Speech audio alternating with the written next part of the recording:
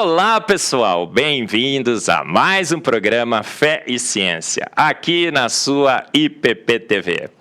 Esse programa que você já se acostumou a assistir. Esse programa que você já se acostumou a apreciar. Porque é um programa que mostra a verdade científica sobre as nossas origens, que combina perfeitamente com a palavra de Deus. Porque ele falou e tudo se fez, ele ordenou e logo, imediatamente, de pronto, tudo foi criado.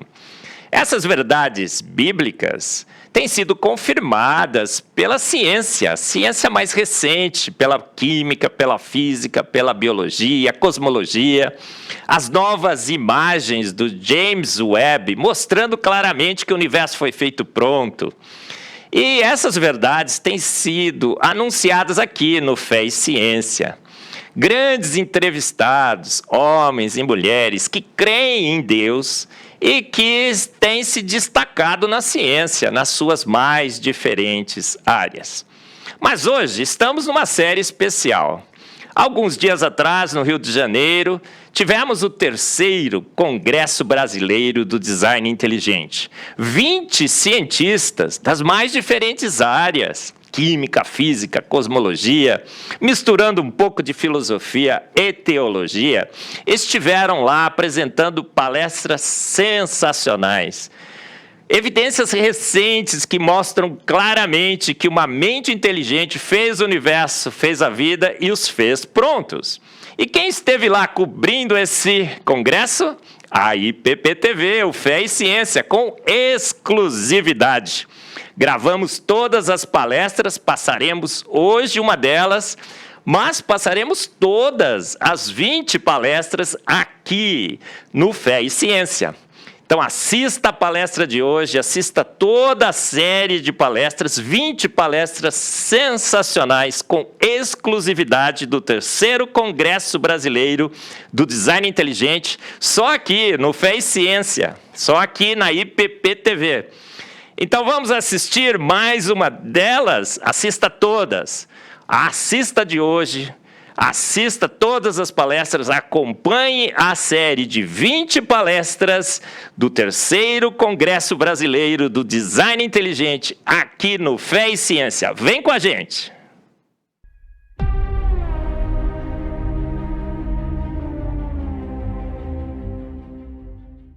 Eu queria agradecer a oportunidade de estar com vocês, agradecer ao convite feito. É sempre uma alegria, é sempre um prazer fazer parte de um grupo tão interessante assim, sabe? Eu gostaria de dar um resumo do que eu ouvi até agora e do que eu tenho aprendido aqui nas palestras. Se bem que eu não estive aqui nas da manhã, mas vou ouvi-las depois. Então, acho que seria bem interessante, só para você ter uma noção, eu acho que faz sentido. O resumo do que eu vi até agora é o seguinte: evolução significa o aparecimento de organismos desconhecidos que teriam surgido num ambiente desconhecido, de composição química desconhecida, por meio de processos desconhecidos, teriam subido uma escada evolutiva desconhecida durante um tempo desconhecido, deixando uma evidência desconhecida. Eu acho que foi mais ou menos o que eu ouvi até agora. Então, mas eu ouvi muita coisa que é o outro lado, o que é o DEI. E eu gostaria de tratar com vocês um pouco a respeito desse tema, basta seguir as evidências. Nós vivemos uma época muito interessante, uma época de uma quantidade absurda de informação científica. É difícil a gente ler um pouquinho daquilo que é publicado.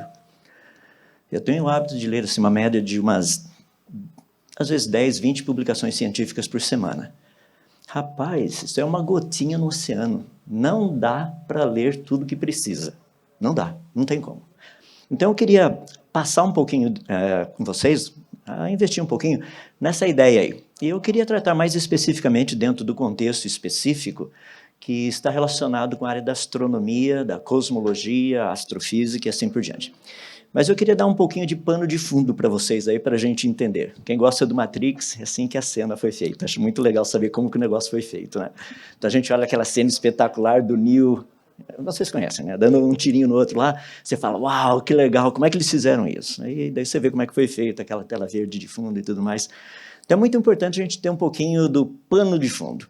Eu atualmente estou trabalhando lá nos Estados Unidos, estou montando um laboratório para uma empresa especificamente, e um dos equipamentos que eu estou colocando lá com o pessoal é esse Zequinha aí. O nome é bem legal, né? Espectrometria de emissão óptica com plasma indutivamente acoplado. É o que a gente chama de ICP-OS. É um negócio muito legal, uma máquina fascinante. Na parte de cima dela, deixa eu ver se eu achar isso aqui, acho que está aqui. Só preciso ver onde é que está o laser. Tadã. Nesse pedacinho aqui de cima, tem uma câmera onde é produzida uma temperatura de aproximadamente 6.000 graus Celsius. Negócio espetacular.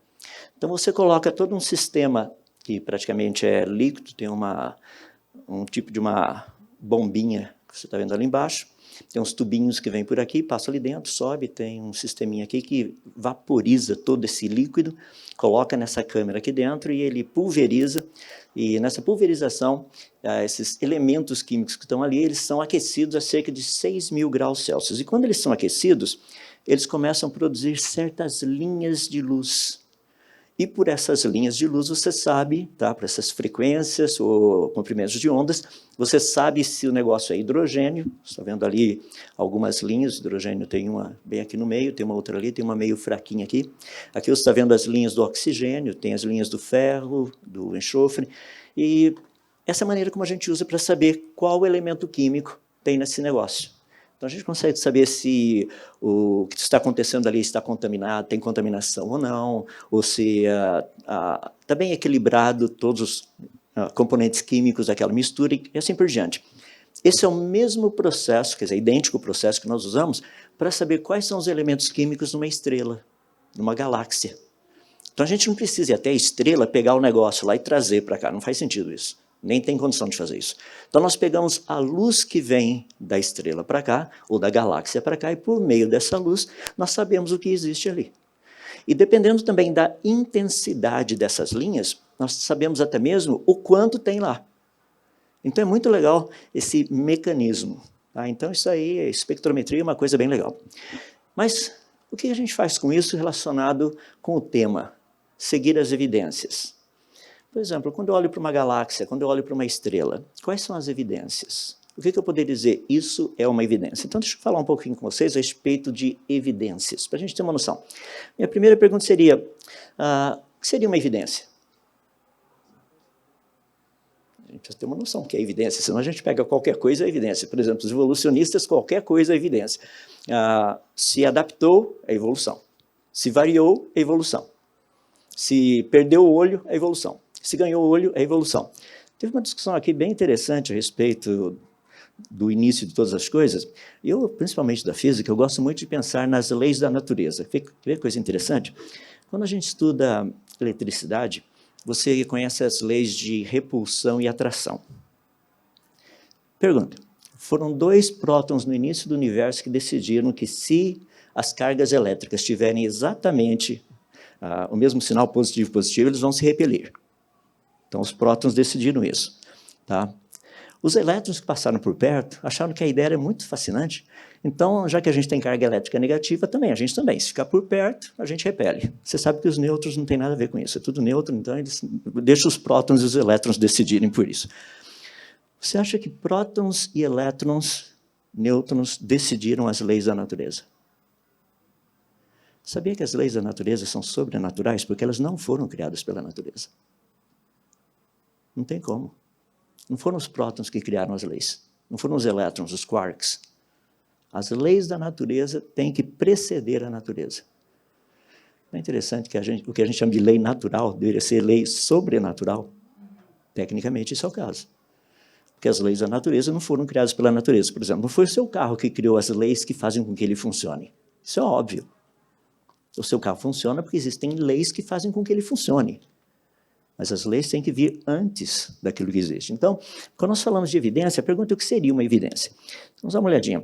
Não sei quando vocês já ouviram falar desse autor, Edward Bono. Ele escreveu um livro muito interessante chamado P.O., Além do Sim ou Não. E ele define algumas coisas espetaculares. Por exemplo, o que seria uma evidência? A definição dele é bem simples. Seria um corpo disponível de fatos e informações que indicam se uma crença ou proposição ela é verdadeira ou válida. Então, evidência é algo que tem que ser prático, algo que você pega, pelo menos, ou pega no sentido assim, é algo perceptível. Tá? Não pode ser uma coisa assim, sei lá, estou com termos no inglês na cabeça, hein? Desculpa, é que o Tico e o Teco não estão conseguindo fazer toda a tradução simultânea aqui. Então, seria alguma coisa assim meio etérea, um negócio meio solto aí pelo espaço. Tá? Ou seja, evidência tem que ser algo concreto, não pode ser abstrato. Deixa eu colocar dessa forma. Um exemplo simples, a gente acabou de falar de fósseis. O termo fóssil vivo vem lá do século XIX. A ideia de um fóssil vivo é o quê? É um organismo fossilizado, ou organismos que viveram no passado, cujos descendentes estão circulando por aí até hoje. Então, nós temos exemplos aqui, um deles, de fóssil vivo. Quando nós temos, por exemplo, uma estrela que explode, uma supernova, como essa aqui, a 1987A, qual teria sido a estrela que teria dado origem, tá, a essa explosão, essa supernova? Então, a gente foi estudar, olhamos ali no sistema, onde é que está o pontinho? Olha, está ali, ó, a Sanduli, que teria sido a estrela. Então, é a estrela progenitora dessa supernova 1987A. Então, quando nós tratamos com evidências, precisam ser coisas concretas, não abstratas. Eu concordo que existe um ponto de abstração, mas isso vem em cima da evidência, a hora que a gente tem a evidência. E como que nós trabalhamos, portanto, com essas evidências? Porque esse é um ponto assim, bem importante para a gente. O que a gente poderia fazer a respeito disso? Como trabalhar com evidências? Deixa eu dar um exemplo que eu acho que fica bem fácil para a gente. 5 mais 5 mais 5 igual a 15. Então, você tem a primeira parte aqui, são as evidências, você tem números e operações matemáticas, e logo depois você tem o resultado. Até aí tudo bem, né? Acho que ninguém discorda do que está acontecendo aqui, até aqui. Deixa eu fazer uma outra proposta para vocês. E agora? 5 mais 5 mais 5 igual a 550. Bom, obviamente, isso aí está errado. Será? Mas se eu quero que o resultado seja 550, o que você faz? Eu vou pegar o primeiro sinal de mais e mexer um negocinho nele ali. Tcharam! Agora você tem 545 mais 5 dá 550. Acabei de tirar o coelhinho lá da cartola. Ou seja, eu sei qual é o resultado que eu gostaria, então eu altero a evidência. Ou interpreto a evidência de uma outra maneira. Como que nós trabalhamos com a evidência? Percebe? O nosso problema hoje não é a evidência. É o que nós fazemos com a evidência. Como que eu olho para a evidência? Como que eu interpreto a evidência? E o ponto principal, por onde eu tenho passado, eu tenho dito, pessoal, deixa a evidência falar. Não fale pela evidência. Deixa que ela nos diga. Daí sim a gente entende o que está acontecendo. Porque o problema quando nós tratamos com situações como essa, e que foi citado agora de pouco, e principalmente na parte da manhã, é a questão do mito. Lembra do resultado ali 550? E se eu quiser que seja esse o resultado, o que eu faço? Você fala, isso é um mito, porque 5 mais 5 mais 5 não dá 550.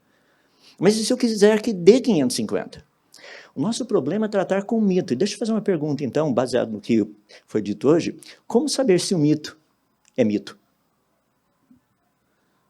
Essa é uma pergunta bem legal. O princípio da falseabilidade, que foi proposto por Karl Popper, ajuda bastante a gente entender o que seria um mito, o que seria realmente ciência de verdade, o que não é ciência de verdade, coisas assim. Por exemplo, quando nós fazemos formulações científicas, o interessante é formulá-las de tal maneira que fique bem claro se ela é falseável, ou seja, se dá para a gente dizer que está errado.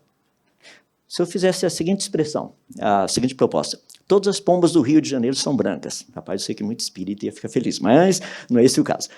Todas as pombas do Rio são brancas. Essa é uma afirmação falseável. Por quê?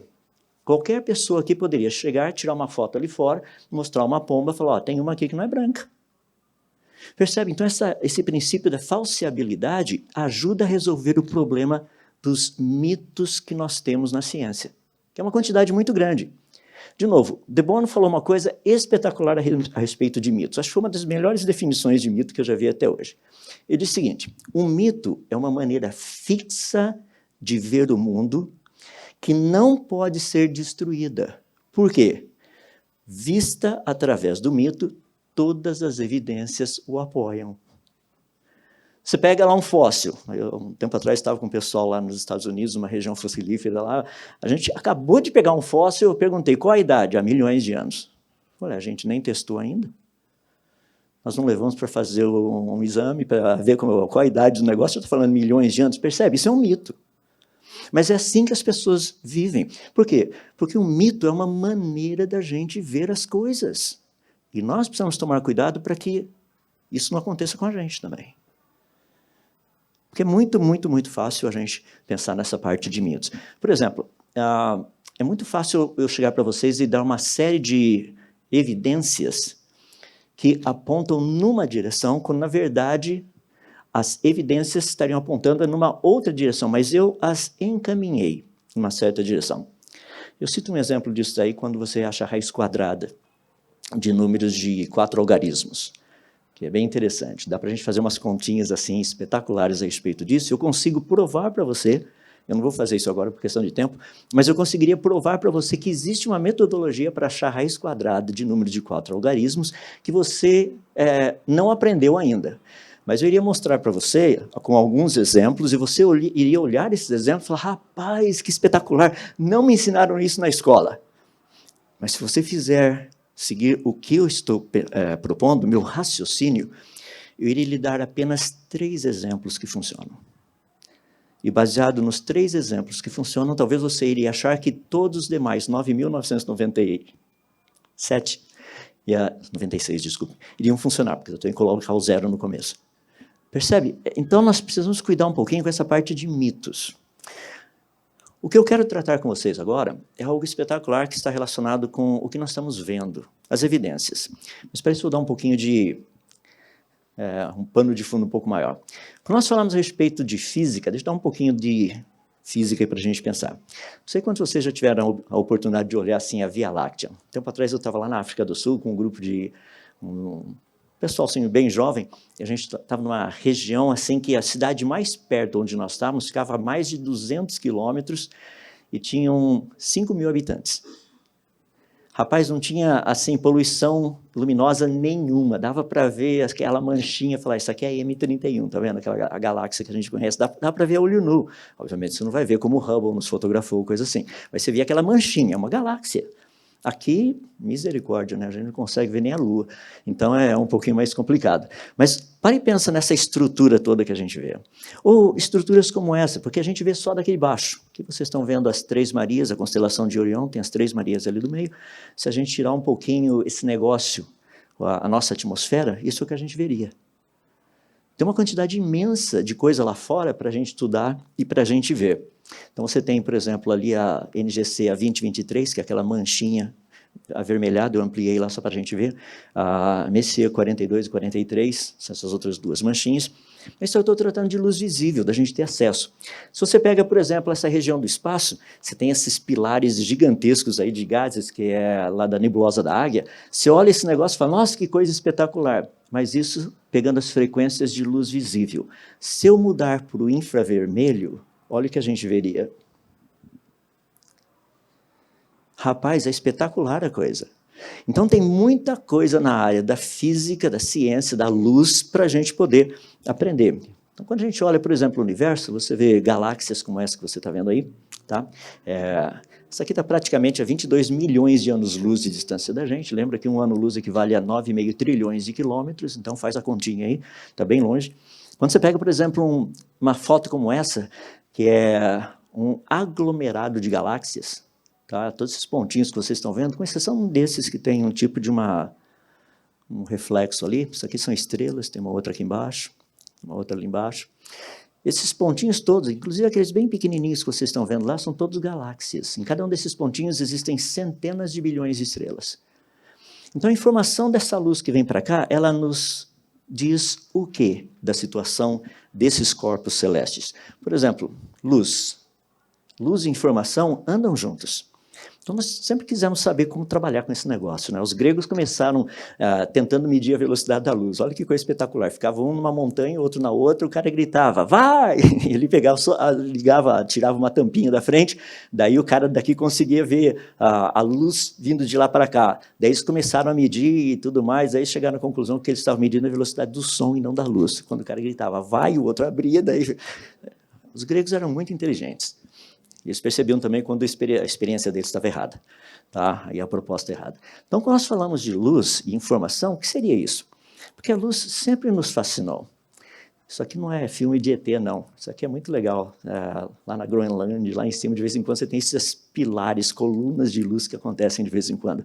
Erupção vulcânica, pôr de sol, todas essas coisas são muito interessantes. E, literalmente, na física, nós sempre queríamos entender um pouquinho mais a respeito do que seria isso, luz. Você pega, por exemplo, o arco-íris, que é uma coisa interessante. Eu estou brigando bastante com esse negócio do arco-íris, porque tem um povo usando o arco-íris, não é deles. Entende? Isso é nosso, está na Bíblia. Deus, inclusive, falou assim, é o meu arco. Eu falei que se eles quiserem usar 50 tons de cinza, não tem problema, é deles, pode usar. Mas esse daqui, com essas cores, isso aí tem dono, é nosso. Tá? Então, estudando o arco-íris, Newton, por exemplo, ele percebeu esse efeito. Ele, usando prismas, percebeu algo muito interessante, que, na verdade, essa decomposição da luz era uma característica. Então, quando você olha, por exemplo, um feixe de luz branco passando por um prisma, você vê aquelas cores bem interessantes. Tá? É só a decomposição. Então, ele chegou à conclusão que cor é uma propriedade da luz. E tinha muita discussão lá nos anos 1600, 1700 a respeito do que seria luz. E o negócio foi sendo trabalhado, até que você chega ali por volta dos anos 1800, daí você tem praticamente James Clerk Maxwell colocando todo junto esse pacote aí, para a gente ter uma noção do que seria luz, que é radiação eletromagnética. Ele conseguiu colocar a parte de campo magnético, campo elétrico, colocou tudo junto, e de repente a gente tem esse negócio. Então, luz seria uma coisa mais ou menos assim, tem campo elétrico, campo magnético, os dois se deslocando. Fica mais fácil, só para ver um pouquinho. Ali tem o que a gente chama de comprimento de onda, que você está vendo ali no meio. Isso aqui é, naquele primeiro exemplo que eu citei para vocês, do que eu faço, esse negocinho aqui que determina praticamente se esse negócio é hidrogênio, se é hélio, se é oxigênio. Tá? Então, esse negocinho é o comprimento de onda. E, no fundo, você tem comprimento de onda, frequência, daí você tem a velocidade da luz no meio por onde ela está passando. Então, tem um monte de coisa legal assim. Portanto, nós começamos a entender o que é luz. E nós percebemos que luz, a parte de radiação eletromagnética, ela não existe só no espectro visível. Ela é muito mais abrangente. Aqui você tem um pouquinho a respeito de todo esse negócio aí. Então, você começa aqui com ondas de rádio, são mais ou menos, tem 1 quilômetro mais ou menos de comprimento de onda, até você vai lá nos raios gama, que tem lá 1 milésimo de 1 milésimo de 1 milésimo de 1 milésimo de 1 milésimo de metros, negócios bem pequenininhos. A parte de luz visível é só essa parte que a gente está vendo aqui no meio, tá? Só esse pedacinho aqui. Então, para aquele lado lá, você tem ultravioleta, indo para lá, tem raio-x, gás gama, e vindo para o outro lado aqui, você tem o infravermelho, micro-ondas e ondas de rádio. Então, daqui a pouquinho eu vou falar mais detalhes a respeito disso. Só que, para citar um pouco disso, como a gente está trabalhando com a parte de luz, o melhor equipamento que a gente tem para isso, literalmente, é o telescópio. Tá?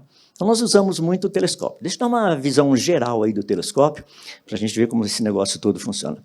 Não sei se vocês conhecem, mas a palavra telescópio vem de duas palavras gregas. Uma é o tele e a outra é escopei. Então, telescópio, tele, tá? Longe, e escopei, ver. Significa ver longe. Faz sentido, né? Por isso eu acho legal assim, dar nomes que fazem sentido. Por isso que eu dei nome para as minhas filhas que fazem sentido. E eu posso conversar com elas e falar, lembra do nome. Tá? É bem legal a coisa. Então, quando nós olhamos esse negócio, lá nos anos 1500, 1600, algumas coisas começaram a acontecer. Principalmente o pessoal que trabalhava um pouquinho com vidro, eles perceberam que dava para fazer um formato do vidro, que parecia que a imagem ficava maior. E daí você pega um cidadão aí, o nosso querido amigo Galileu Galilei, lá em 1608 ele construiu o primeiro telescópio, fez um negócio assim espetacular. Ele inclusive levou para o pessoal lá da nobreza para poder ver, mas a maior parte não quis ver por medo de ficar o quê? Não é cego, não, eles não queriam ficar possessos. porque vai que esse negócio aí produz alguma coisa na gente. Bom, dá para ter uma ideia, né? Então, Galileu Galilei, ele fez vários telescópios, aqui tem um sisteminha de telescópio dele, a magnificação começou com 3 vezes, ele conseguiu fazer até 30, porque o negócio dele, assim, para fazer no funcionamento, ia ficar cada vez mais comprido. Então, 30 vezes dava um negócio gigantesco. Até que surgiu um cidadão meio brilhante, não sei se vocês conhecem, o nome dele é Isaac Newton, o cara é bem brilhante mesmo, ele fez um negócio que fazia a mesma coisa, só que bem pequenininho. Eu brinco assim, deve ter sido um dos primeiros japoneses na história, né? Porque o japonês gosta de fazer tudo bem pequenininho.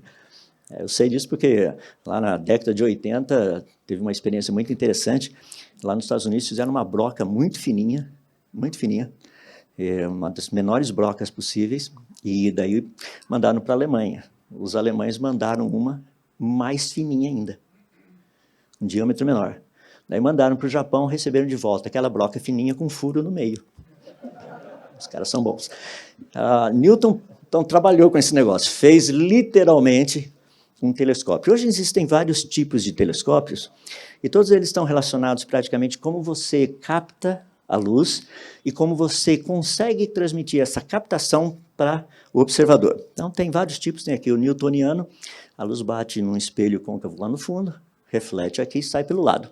Você tem o Cassegraino, que você tem um sisteminha ali, está vendo a lente, a posição da lente, veja a posição do outro, que é do gregoriano. Então, são vários tipos de telescópios que nós temos. Fazendo uma longa história curta. Atualmente, o que nós temos alguns telescópios em órbita que nos ajudam a estudar a luz que vem lá de fora para a gente. Tá? Talvez o mais conhecido de todos seja o telescópio Hubble.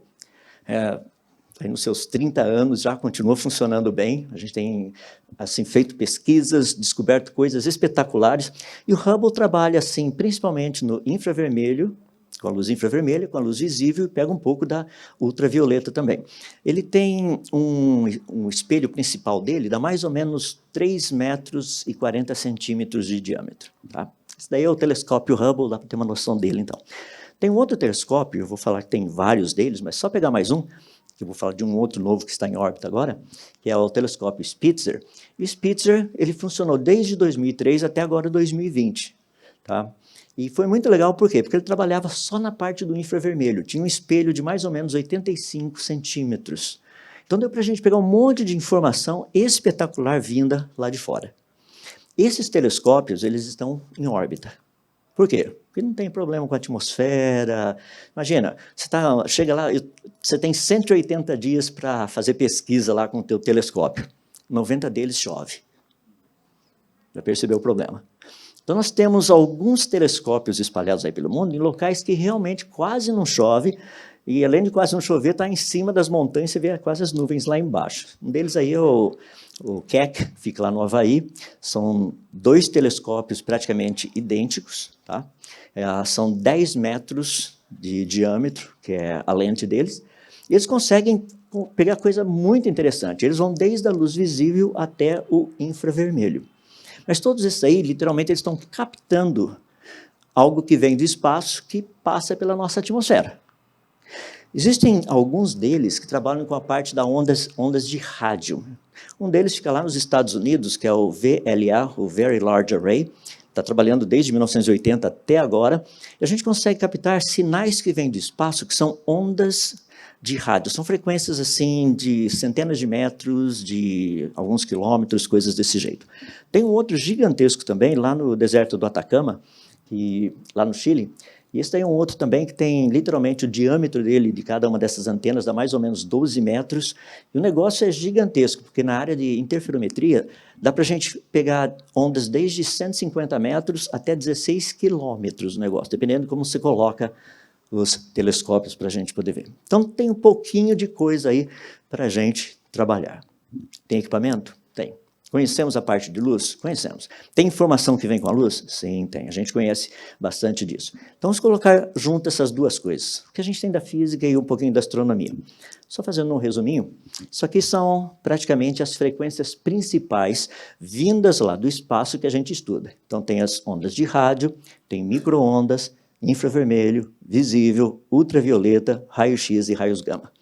Então, você pode decorar esse negocinho e cair na prova. A gente vai ver comprimento de onda, frequência, energia do fóton e coisas desse jeito. Tá? São áreas específicas. E o que na ciência nós temos feito tem sido produzir sistemas, telescópios, que observam essas frequências específicas. Tá? Então, só para você ter uma ideia, aqui estão as frequências: raios gama, raios X, ultravioleta, luz visível, infravermelho, micro-ondas e rádio. E aqui estão os telescópios que nós temos que leem essas frequências. Então, como você pega raios gama, tem o Swift, tem o Fermi, são 2 telescópios que estão em órbita. Em raios X, você tem o Einstein, tem o Chandra, tem o NuSTAR. São telescópios que estão em órbita, eles captam essas frequências específicas. Na parte de ultravioleta só tem o FUSE. Na parte do visível tem o Keck, tem o VLT, tem o Hubble, tem um monte deles aí que fazem captação. No infravermelho tem o Spitzer, tem o WISE, tem o James Webb, que entrou em órbita agora, foi lançado em 2021, a gente vai falar um pouquinho dele daqui a pouco. Na parte de micro-ondas tem o SWAS, tem o APEX, tem o SOFIA, que é um avião, é um 747 com uma super antena dentro dele. E na área de ondas de rádio, você tem o FAST, tem o VLA e tem o ALMA. Então tem alguns aí para você ter uma ideia. Deixa eu colocar para você ficar mais fácil um pouquinho, porque fica esse negócio que é meio abstrato, né? Isso é o que a gente vê em cada um deles. Isso aqui é a nebulosa do Caranguejo, tá? A M1, a primeira que foi trabalhada pelo Messier. Aqui com ondas de rádio, isso é o que você vê. Se você pegar o infravermelho, usando o Spitzer, isso aqui é usando o VLA. Usando o infravermelho e o Spitzer, você está vendo aquele sisteminha mais ali no meio. Tá? Essa aqui é como ele parece quando o Hubble o fotografa usando luz visível. Esse aqui embaixo, se você usar ultravioleta, você vê isso aqui. Com raio X, no caso do Chandra, você vê aquilo. Com raios gama, você vê aquele outro negócio ali. Você fala, rapaz, mas o legal é esse daqui, né? Esse é o legal, mas sem esses outros aqui, você não vai entender o que está acontecendo lá. Está tendo interações, que tipo de interação está acontecendo, se é matéria interagindo com radiação eletromagnética, se é ondas eletromagnéticas reagindo com ondas eletromagnéticas. Então, cada um deles vê de uma forma diferente. O que seria isso? Evidência? Essa é a evidência. Nosso equipamento mostra evidência. A pergunta é, o que isso significa? O que nós estamos vendo? Percebe? Isso aqui, a nebulosa do Caranguejo, literalmente é uma estrela que explodiu. Lição de casa, quando? Vou deixar para você pesquisar. Então, é bem legal. Está aqui, ó, a estrelinha estava ali no meio, explodiu já faz algum tempo, lição de casa, quando a estrela explodiu também. Então, você faz os dois, procura lá na Wikipedia, tem os dois, tá? Então, é bem legal, você tinha uma estrelinha ali no meio, ela explodiu. Resultado disso daí, você tem matéria está espalhando pelo espaço. O negócio é que tem uma coisinha lá dentro ainda que está pulsando e mandando radiação eletromagnética. Esse negócio que sobrou da estrelinha e continua pulsando, ele literalmente produz algumas coisas, interações da radiação eletromagnética com a matéria. Então a gente consegue estudar, você sabe até mesmo quais são os elementos químicos que foram produzidos pela explosão dessa estrela, você consegue entender a velocidade de afastamento desses negócios, tem um monte de informação ali que dá para a gente obter. Isso são evidências. Daí a gente pega o que a gente conhece aqui, junta com o que a gente está vendo ali, daí você consegue entender literalmente o que está acontecendo. Tá bom. Pergunta, e o que isso nos ajuda dentro do contexto da cosmologia? Entender como todas as coisas teriam começado. Porque essa é uma parte difícil para a gente, né? Afinal de contas, como que o universo começou? Não é difícil, sabe? O pessoal conhece um pouquinho, dá para resolver uma coisa rápida. Sabe aquele cara que é o dono da bola? O cara chato, que ele é aquele que tem um uniforme bonitinho, porque quem não tem nem tênis para jogar, não é o dono da bola, entende? Eu cresci desse jeito, o dono da bola tinha assim, sabe, roupa bonitinha, tem até o uniforme do time que ele torcia. A gente, rapaz, a camiseta estava furada, sabe, aquele sandalinha havaiana que quebra aquele negocinho embaixo e coloca um preguinho para segurar, bem desse jeito. A gente ia jogar, deixava aí, e até orava para ninguém roubar aquela sandalinha havaiana da gente, porque já viu, né? Cheguei em casa sem sandália havaiana, com o preguinho, o pai e a mãe ficam bravos. Mas, de qualquer forma, a ideia é, como que a gente pode colocar todo esse negócio da informação? De uma forma bem específica, essa informação que a gente recebe lá de fora. Porque isso daí está relacionado com as origens, a cosmologia. Eu queria dar algumas ideias para a gente trabalhar em cima disso. Então, vamos lá. Lá na parte mais antiga um pouquinho, a cosmologia lá dos gregos e tudo mais, eles tratavam muito disso como esferas perfeitas. Então, eles olhavam assim, a Lua era uma esfera perfeita, o Sol era uma estrela, era uma esfera perfeita, tudo eram esferas perfeitas. Percebe que eles eram muito inteligentes, contrário ao pessoal da Terra plana. Então, eles assim, tinham um negócio espetacular, eles entendiam que tudo era esférico, não tinha nada plano por lá. Então, você tem, por exemplo, Aristóteles, Aristarco de Samos, o próprio Cláudio Ptolomeu, todo esse pessoal aí tinha uma visão muito interessante a respeito desse universo todo, tudo perfeito, tudo bonito, tudo arrumadinho. E essa ideia, principalmente de Ptolomeu, isso aí veio até o meio dos anos 1400 depois de Cristo. Então, você tem essa ideia que era o geocentrismo, ou seja, a Terra é o centro e tudo está girando em volta dela. Então, essa é uma cosmologia que sobreviveu a seus pelo menos 3.000 anos. A Terra é o centro de tudo, tudo gira em volta dela. Foi muito interessante. Aqui você está vendo um pouquinho, isso aqui é anos 1400, indo para os anos 1500. Tá? Isso aqui o primeiro é século XI. Os outros ali está falando dos anos 1400, depois dos anos 1500 e bolinha. O que aconteceu foi que, no comecinho dos anos 1500, finalzinho dos anos 1400, algumas descobertas começaram a mudar a maneira de pensar. Nós estamos falando de evidências. Olha que interessante. Você vai encontrar um grupo agora fazendo uma proposta diferente. Eles eram os hereges da época. Tá? Porque eles estavam fazendo uma proposta que era totalmente contrária ao status quo. Onde é que já se viu que dizer que o Sol é o centro? Claro que não é. A gente vê o Sol passar por cima da gente o tempo todo. Vai me dizer que, é a Terra que gira em volta do Sol. O que mais vocês querem que a gente acredite? Em Saci Pererê, estou usando as ilustrações que a gente vê por aqui. Por quê? Porque eles viam o Sol passando, o Sol vai daquele lado, vem para esse lado, eles não conseguiam entender que é a Terra que está girando. Mas, de repente, nós começamos a ver algumas outras evidências, começamos a ver evidências, mostrando que realmente o negócio não era geocêntrico, seria heliocêntrico. Então, você tem Nicolas Copérnicos, você tem Galileu Galilei, Johannes Kepler.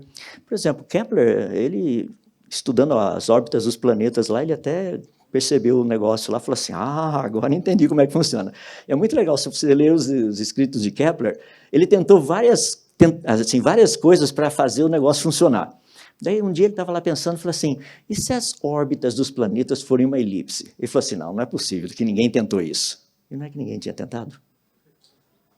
Ele colocou lá e funciona. A solução era muito, muito simples, mas todo mundo estava com um negócio assim muito complicado, umas equações malucas. Era simples.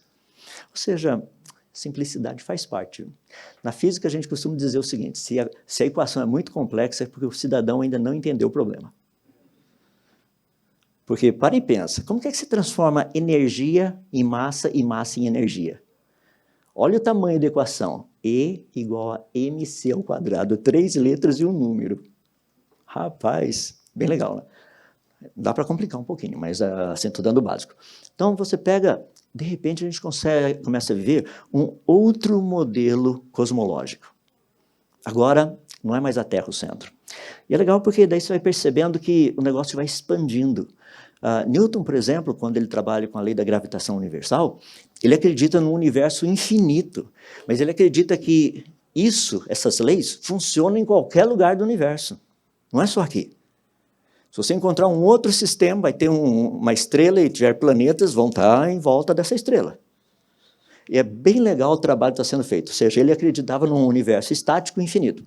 Aí eu vou pular bastante aí, por questão de tempo, porque senão a gente vai ficar vendo todo mundo que apareceu, tem um monte de coisa legal para ver, mas, de repente, Einstein aparece com a ideia de um universo que é estático e é finito, inclusive ele faz essa constante cosmológica, o lambda, que depois ele disse que foi o maior equívoco da vida dele, mas, de qualquer forma, todo mundo erra, né? Então, foi bem legal ver o trabalho que Einstein fez. Agora, a gente está percebendo um universo um pouquinho diferente daquilo que a gente tinha visto no passado. Então, a cosmologia está mudando. Pessoal, no começo do século passado, dos anos 1900, acreditava-se que esses negócios chamados nebulosas, que hoje nós sabemos são galáxias, eles estavam dentro da Via Láctea. Eles acreditavam que tudo que existia era Via Láctea. Tudo que a gente estava vendo era Via Láctea. Hoje nós sabemos que a Via Láctea é uma galáxia em algumas centenas de bilhões de galáxias que tem no universo. dentre as mais de dezenas de trilhões de galáxias anãs que tem no universo. Dá para perceber o que aconteceu em 100 anos? Uma coisa é falar que um carro teria surgido espontaneamente. Outra é dizer que a frota do rio de carros teria surgido espontaneamente. Houve uma mudança radical. Ou seja, você encontra Einstein, essa proposta. Logo depois vem também Alexander Friedman, fazendo essa ideia de uma expansão constante, ou seja, o universo está expandindo. Aí você encontra o Hubble trabalhando com a chamada constante de Hubble. Eu gosto de brincar com o pessoal, é a única constante que não é constante. Se você estudar, você vai perceber que ela muda o tempo todo. E assim, varia às vezes até de 15%, tá? Entre o valor padrão e o valor padrão. A pergunta é qual o valor padrão? Está meio difícil a gente achar isso daí, mas de qualquer forma. Então tem os parâmetros de densidade ali, a equação que Friedman colocou, um negócio bem interessante, deixar para você estudar em casa, isso daí que é bem legal. E daí a gente vem o que foi dito agora há pouco, Georges Lemaitre, ele cria essa ideia do Big Bang, ou seja, um início, logo no comecinho. A proposta dele era de um átomo primordial. Tanto é que a proposta do Big Bang hoje não fala de um átomo, mas diz que no início essa partícula onde tudo que existe estava dentro dela seria praticamente do tamanho de um próton, mais ou menos 10 elevado a menos 15 metros. Então você tem essa proposta, que é a proposta atual que nós temos. Tá? Nós mais ouvimos falar a ideia de um Big Bang. Eu acho muito interessante porque as pessoas chegam para mim e falam assim, mas, sabe, qual o problema com o Big Bang? O problema são as evidências. Percebe o que eu falei? Que o problema são as evidências? Porque as evidências é que tem que ser o suporte, a base para a gente desenvolver um modelo de pensamento. Não o contrário. A gente desenvolve um modelo de pensamento e tenta encaixar as evidências. Isso não faz sentido. Porque se nós estamos tentando explicar a natureza, nós começamos estudando a natureza. Vamos ver como que a natureza funciona. Vamos colocar essas duas coisas juntas, o que nós vimos até aqui, e darmos uma olhadinha a respeito da origem do universo. Pergunta. Comecei dizendo, basta seguir as evidências. Qual? Ou seriam quais as evidências desses últimos 500 anos? Tá? Por que 500 anos? Porque eu falei para vocês do telescópio. Fazem 500 anos que a gente tem telescópio. Então, o que nós temos aprendido com os telescópios, a evidência que tem vindo por meio deles, das imagens e tudo mais, ao longo desses 500 anos? Vocês se lembram que Galileu Galilei viveu na época do heliocentrismo. Essa era uma ideia muito forte. E foi... desculpa, obrigado. Geocentrismo. E era uma ideia muito forte. Mas ele inventou o telescópio e no ano de 1610, no mês de janeiro, ele olhando assim para o planeta Júpiter, ele viu que tinham 4 pontos. No dia seguinte, a hora que ele olhou, esses 4 pontinhos tinham mudado de lugar. No dia seguinte, ele olhou, 2 dos pontinhos desapareceram. Ele olhou mais um pouco no dia seguinte, nenhum pontinho estava lá, só havia Júpiter. Daqui a pouco, 2 dias depois, ele olha, 2 pontinhos saem do outro lado. No dia seguinte, 4 pontinhos. Conclusão, Júpiter tem lua. 4 delas. Foram as primeiras 4 luas descobertas, ou seja, Galileu Galilei demonstrou que a Terra não é a única coisa na nossa vizinhança que tem coisas girando em volta dela. Júpiter também tem.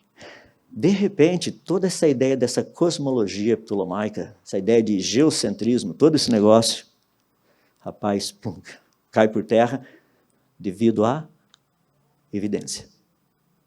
Percebe? Porque a evidência que se tinha antigamente era visual. A gente olhava, via o sol nascer lá e o sol ia para o outro lado, a gente via as estrelas passando aqui em cima da gente durante a noite. A visão era o quê? A Terra é o centro e tudo está girando em volta da gente. De repente, nós conseguimos perceber que não é assim que funciona. Tem outras coisas. Eu vou pular de novo, dar um salto meio quântico aí, né? O pessoal falou de salto evolutivo, eu não acredito nisso. Principalmente porque eu moro num prédio de 18 andares. E eu disse para as pessoas que se aparecer algum evolucionista lá, ele tem toda a oportunidade de passar por um salto evolutivo. Entende? É bem legal. Rapaz, vai ter... Dá para fazer um cálculo, né? Você tem mais ou menos 3 metros por andar, Se são 18, faz a continha para você ver quantos metros tem. Como a aceleração é 9,8 metros por segundo ao quadrado, você sabe até quantos segundos ele vai ter para bater no solo. Então, dá para ter uma noção que o tempo é muito curto para passar por um salto evolutivo. Então, nos padrões evolucionistas. Mas, de qualquer forma, vou dar um pequeno salto quântico aqui, vou passar para os anos 1960, só para a gente ver um pouquinho do que aconteceu. Porque lá nos anos 1960, a gente já estava trabalhando com a teoria do Big Bang, aquela ideia do átomo primordial, e uma experiência muito interessante feita por Arno Penzias e também por Robert Wilson. Eles estavam procurando ouvir, entre aspas, coisa que vem lá do espaço. E eles estavam vendo uns negócios meio estranhos lá, não sabiam exatamente o que era isso, mas o trabalho deles acabou dando um prêmio Nobel, e eles descobriram que existe uma radiação de fundo no universo.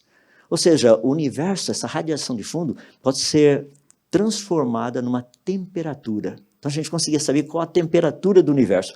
E é uma coisa muito legal, porque o trabalho que eles fizeram nesse sentido foi o primeiro pontapé para mostrar que o Big Bang tem problemas. E problemas sérios. Ou seja, essa ideia da cosmologia do Big Bang, átomo primordial, precisaria ser revisitada e estudada com mais afinco. Então, nós temos aqui um pouquinho do que praticamente foi descoberto, a radiação de fundo. Tá? O nosso telescópio COBE fez isso daí. Dá para você perceber, esse negócio é o que a gente chama de um corpo negro, isso aí não tem nada a ver com buraco negro é outra coisa. Tá? Então, você tem a lei de Planck, estabelece como que a gente pode interpretar esse negócio.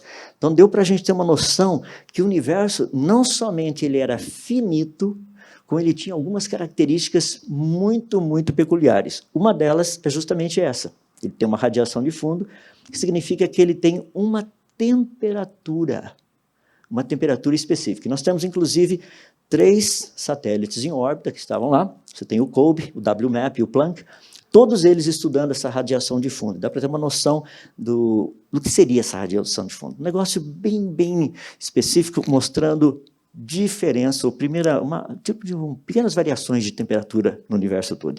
E a variação era muito pequena. O que isso daí nos mostrou é que a temperatura observada no universo é de mais ou menos aquela que vocês estão vendo ali, 2,73 Kelvin. Então, um negócio assim, quase 270 graus abaixo de zero, mais ou menos o negócio. Isso criou um pequeno probleminha, um desconforto. Sabe por quê? Nós temos algumas áreas no universo que têm gases superaquecidos. Já pensou esse negócio lá a 270 graus abaixo de zero e o gás está ainda superaquecido? Por bilhões de anos. É mais ou menos como você vai aquecer, esquentar, fazer um ovo quente de manhã, coloca lá no fogão, tá? A água entra em ebulição, você desliga o fogão, o coisinho lá, no dia seguinte você volta e a água está em ebulição ainda, mas está desligado. Qual o nome que você daria para isso? Milagre, eu também, sabe? Não tem outro jeito de explicar, porque eu tirei a fonte de calor, o negócio está em ebulição ainda, misericórdia, tem demônio, alguma coisa assim. Não beba essa água, porque essa água tem vida, tem alguma coisa ali. Ou seja, nós descobrimos, essa é uma característica do universo. O universo é extremamente frio. Um universo extremamente frio, com coisas extremamente quentes, a gente tem que pensar a respeito. Como é que funciona? Será que esse negócio estaria lá realmente por milhões de anos, por bilhões de anos? Como é que funciona isso? Percebe? Ou seja, nós percebemos que essa radiação de fundo, essa temperatura, é praticamente constante em todas as direções, flutuações muito pequenas. Nós percebemos também que o universo, por ser um corpo negro, ele é um sistema fechado. Rapaz, não é legal? O universo é finito. Você fala, não, o universo é infinito. Não, ele é finito. O único que é infinito a gente sabe. O que é finito também a gente sabe. Então, existe uma diferença entre os dois. Tá? Então, no universo finito, algo que é muito interessante, fechado, todas as leis da termodinâmica aplicam-se a ele. Então, agora fica mais fácil ainda a gente trabalhar. Por quê? Porque nós conhecemos as leis e conhecemos o meio onde essas leis funcionam. Agora, é só trabalhar. Já demos o enunciado do problema, conhecemos as equações, vamos aplicar e ver o que acontece. E aí é que a coisa fica interessante. Por quê? Se eu aplicar tudo isso que nós descobrimos até agora, seria algo mais ou menos assim. Eu vou dar uma visão bem rápida. O Dr. Kelson pode depois te dar todos os detalhes com grande precisão, porque físico-química é a parte dele, termodinâmica ele trabalha, tudo isso aí, mas vou dar o básico para vocês aqui. Quando nós pegamos as leis da termodinâmica, todo esse pacote, nós observamos que existe uma tendência de todos os sistemas de passar por um processo de deterioração à medida que o tempo avança. Você percebe isso até nas coisas mais simples da nossa vida. Você pega, por exemplo, você compra um carro novo e, à medida que você vai usando, o carro fica velho. Lá nos Estados Unidos, descobriram semana passada uma BMW de 1900 e bolinha, 40 e poucos, nunca foi usada. Estava guardada numa garagem. E sabe qual é interessante? Ela vai passar por uma restauração. Ué, mas nunca foi usado, vai ser restaurado o quê? Segundo a lei da termodinâmica. Ou seja, à medida que o tempo vai passando, o negócio vai se deteriorando. Ou seja, só por aqui nós podemos fazer algo muito reto e direto, mas radical também, que é contrário a tudo que tem sido proposto. Baseado no que nós conhecemos, leis da natureza. Como já foi dito, nós não criamos as leis. Nós apenas as descobrimos. Então a gente dá uma olhadinha nesse negócio, vê como é que a coisa funciona e fala, uau, espetacular. Se aplicarmos as leis, pegar a termodinâmica, seria mais ou menos assim. Se eu voltar 1000 anos atrás, o universo seria melhor ou pior do que ele está hoje? A resposta é óbvia, melhor, mais organizado. Se eu voltar a 10 mil anos atrás, ele estaria mais organizado do que ele teria estado há 1000 anos atrás. E se eu voltar a 100 mil anos atrás, ele estaria mais organizado do que ele estaria 10 mil anos atrás. Em outras palavras, se a gente chegar lá no começo, percebe? A segunda lei da termodinâmica é uma única lei que nos mostra em qual direção o tempo vai. Nenhuma outra lei da física mostra isso. Então nós sabemos para que lado a coisa está indo.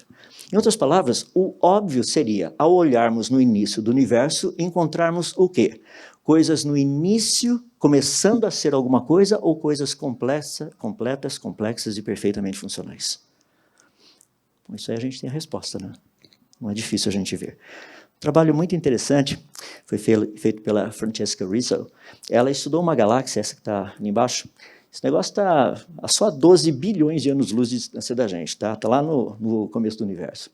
E ela viu que estruturas observadas em galáxias espirais próximas, incluindo a Via Láctea, já existiam há 12 bilhões de anos atrás. Rapaz, como é que é o negócio? Há 12 bilhões de anos atrás já tinham galáxias iguais à nossa? Não era para ter ainda. Era um processo inicial. As galáxias deveriam estar se formando. Você fala, mas como é que eles descobriram isso? Lembra o exemplo que eu dei logo no comecinho, quando você pega a luz que está vindo de lá para cá e tudo mais, nós percebemos que essas galáxias iniciais, dá para você ver a velocidade rotacional delas, dá para você ter uma noção de quais elementos químicos estão presentes nela e tudo mais. Só que esse tipo de publicação científica é praticamente ignorado pela mídia. Ninguém fala disso. Rapaz, nós descobrimos galáxias lá, 12 bilhões de anos-luz, completas, complexas e perfeitamente funcionais. Sabe por quê? Porque isso é contra o modelo. Você fala, mas essa é só uma evidência. Falando nisso, a doutora Francesca trabalha num centro muito interessante lá em Copenhagen, que fala a respeito do início do universo. É só isso que eles fazem. Acho super legal, ver se eu consigo um emprego lá também. Deve ser bem legal a gente começar a ver o que aconteceu no início do universo. Bem que eu vou chegar lá sabendo o que já aconteceu. Mas, de qualquer forma, isso por causa da evidência, tá? Essa parte aqui é bem legal. Não somente ela, vou dar algumas mais recentes aí, o nosso tempo aqui eu quero manter dentro do tempo. Isso aqui foi publicado agora em fevereiro desse ano. Estudaram um sistema extremamente longe da gente, e sabe o que eles encontraram lá? Um monte de coisa morta. Não, deixa eu explicar. Galáxias, estrelas no início, eles deveriam ter uma quantidade muito grande de hidrogênio. Isso significa que a luz vindo de lá para cá deveria ser bem azulada. Quando o negócio já está bem maduro, assim, vira laranja, um laranja amarelado, como é o nosso Sol. Eles descobriram no meio desse negócio, logo no início do universo, estrelas laranjas. Não laranja que a gente usa aqui no Brasil, outra coisa, tá? Estrelas alaranjadas. Ou seja, Esse artigo é bem interessante, só peguei algumas frases que tem ali, diz assim, mas, incrivelmente, ao contrário de todos os outros proto-aglomerados que foram encontrados nesta época, muitas galáxias da MAGA, Make America Great Again, tá, do Trump, parecem ter parado de formar estrelas. Elas pararam de formar ou elas nunca formaram? Já estavam prontas desde o início. A gente está falando do começo do universo. Isso aí é artigo publicado agora. O mais interessante foi um comentário feito de um dos autores desse artigo. Ele disse o seguinte, é como se você pegasse um aglomerado como o de Coma, que é o vizinho nosso aqui, o aglomerado rico de galáxias mais próximos da Terra, e o jogasse no início do universo. Você pega esse negócio pronto e coloca logo no início do universo. Por quê? Eles encontraram algo no início do universo tão pronto quanto as coisas ao nosso redor. Isso foi agora, fevereiro desse ano. Mais um bem interessante aqui, isso aqui dia 14 de junho do ano passado.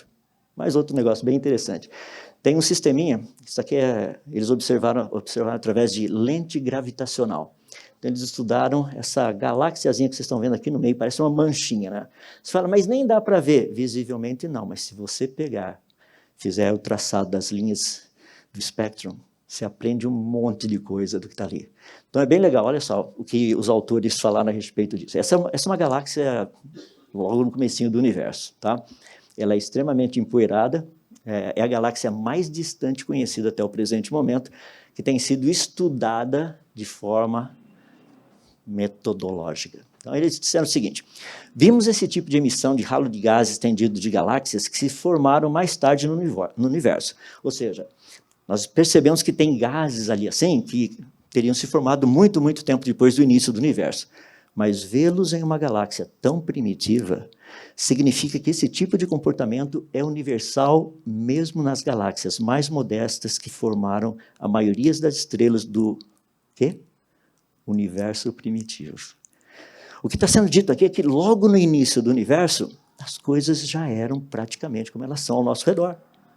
Não existe uma diferença. Bom, eu só coloquei alguns ali para vocês, para fazer uma história longa, curta, meu tempo está acabando. Uma listinha de coisas aqui do que a gente tem descoberto, praticamente desde 1994 até agora. Tá?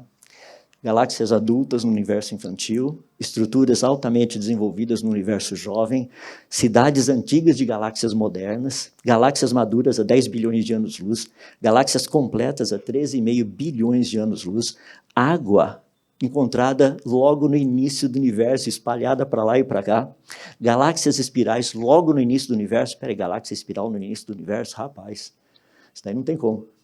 Galáxias massivas, galáxias com alta metalicidade em objetos distantes, galáxias massivas com estrelas formadas há 12 bilhões de anos atrás, galáxias poeirentas e normais no período de reionização, logo no comecinho, há 13 bilhões de anos atrás, galáxias de grande massa no início da história do universo, galáxias de grande massa quando o universo tinha 1 bilhão de anos, disco galáctico semelhante às proporções de galáxias espirais no universo aqui ao nosso redor. Esses dois últimos eu acrescentei só para a gente ter uma noção, que é a alta fração de galáxias quiescentes, aquelas sem atividade, estão quietinhas, calmas. E não era para ser isso. No início do universo, o negócio era para estar borbulhando. Não está. E galáxias primitivas iguais às atuais. Pessoal, nós estamos entrando agora numa nova era da astronomia moderna. No dia 25 de dezembro do ano passado, foi lançado o telescópio James Webb. Tá? Ele tem esses 18 espelhos, formando praticamente um super espelho de mais ou menos 6,5 metros. Ele vai estar olhando principalmente das frequências assim, do laranja até o infravermelho. É extremamente sensível. Só para você ter uma ideia da sensibilidade dele, isso aqui era o Spitzer, um dos principais telescópios de infravermelho que nós tínhamos. Dá uma olhadinha na imagem do Spitzer e do Webb. E para aqueles que estiverem por aí, terça-feira dessa semana, dia 12/7, às 11h30 da manhã, que é o horário de Brasília, você pode entrar nesse site da NASA, www.nasa.gov, entra no Webb First Images. Vocês vão poder ver as primeiras imagens do telescópio James Webb, que, inclusive, o Bill Nelson, que é o diretor da NASA atualmente, ele deu uma dica para a gente de quais imagens nós vamos ver. a imagem mais distante do nosso universo que já foi tirada até agora. O que será que a gente vai ver? Posso fazer umas predições? Eu gosto de fazer isso. Minhas predições. Termos nas publicações científicas como impressionante, inesperado. É porque o modelo está errado, né? Então, obviamente, eles vão achar, vão falar, nossa, nós não esperávamos isso aqui não... Mas ninguém fala assim, o modelo está errado. A gente usa uma terminologia bem bonita. O que nós vamos ver em termos de evidências? Minha proposta vai ser bem simples, tá? No universo primitivo, nós vamos observar com o James Webb estruturas completas, complexas, perfeitamente funcionais. Acho que vai ser por aí. Vamos ver. Muito obrigado.